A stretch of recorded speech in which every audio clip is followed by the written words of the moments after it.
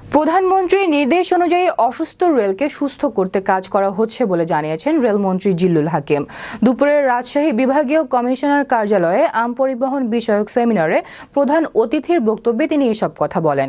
বাংলাদেশ রেলওয়ের মহাপরিচালক সরকার শাহাদাত আলী বলেন, সমস্যার সমাধানে 38টি লাগেজ ভ্যান, 12টি এসি লাগেজ ভ্যান আন্তনগর ট্রেনে লাগানো হবে। এ সময় উপস্থিত ছিলেন নাটোর 1 আসনের এমপি বীর মুক্তিযোদ্ধা আবুল কালাম আজাদ, রেল সচিব ডক্টর মোহাম্মদ হুমায়ুন, রাজশাহী বিভাগীয় কমিশনার ডক্টর দেওয়ান মোহাম্মদ হুমায়ুন, জিএম অসীম কুমার তালুকদার সহ রেলের উচ্চ পর্যায়ের কর্মকর্তারা। আম এমন একটা জিনিস যে পচনশীল এবং খুব সহজে নষ্ট হয়ে যায়, যেমন সুস্বাদু সেই রকম সহজে নষ্ট হয়। আমটা পরিবহন খুবই সেন্সিটিভ। তবে আমাদের রেল যে ভাড়ায় আম পরিবহনের ব্যবস্থা করছে, আমি একটা কথা আপনাদের কাছে জিজ্ঞেস করতে চাই। আপনারা বলছেন যে 3-4 বার আমটা লোডিং আনলোডিং করতে হয়, এর জন্য একটা খরচ আছে। আচ্ছা, এই খরচটা কি আমরা কুরিয়ার সার্ভিস দিয়ে হোক, ট্রাকে যে পাঠাই, এর থেকে কি বেশি পড়ে? 3 বার লোডিং আনলোডিং করতে হলো।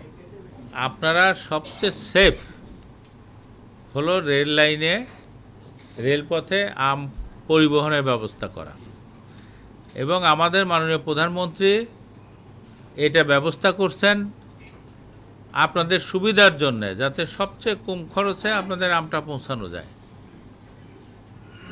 এবং আমের গুণাগুণ ঠিক থাকে। সমস্যা আমরা শুরু করছি, তো সমস্যা থাকবেই। যখন শুরু করা যায় তখন কিছু কিছু, যত বেশি আপনারা এই কাজ আগায় নিয়ে যাবেন তত বেশি আপনারা ত্রুটিগুলো ধরা পড়বে। আমরা সেই ত্রুটিগুলো সমাধানের চেষ্টা করতেছি এবং আপনাদের সাথে আলোচনাও এই জন্যেই। প্রস্তাব আপনারা দিচ্ছেন, আমাদের এমপি সাহেবও দিচ্ছেন ডবল লাইন করার জন্য। ডবল লাইন তো আর একদিনে হবে না, তাই না? আমরা কাজ শুরু করছি। সমস্ত লাইনগুলো আমরা যে জায়গায় মিটার গেজ ছিল সেখানে আমরা ডাবল গেজ করার ব্যবস্থা করছি। যেখানে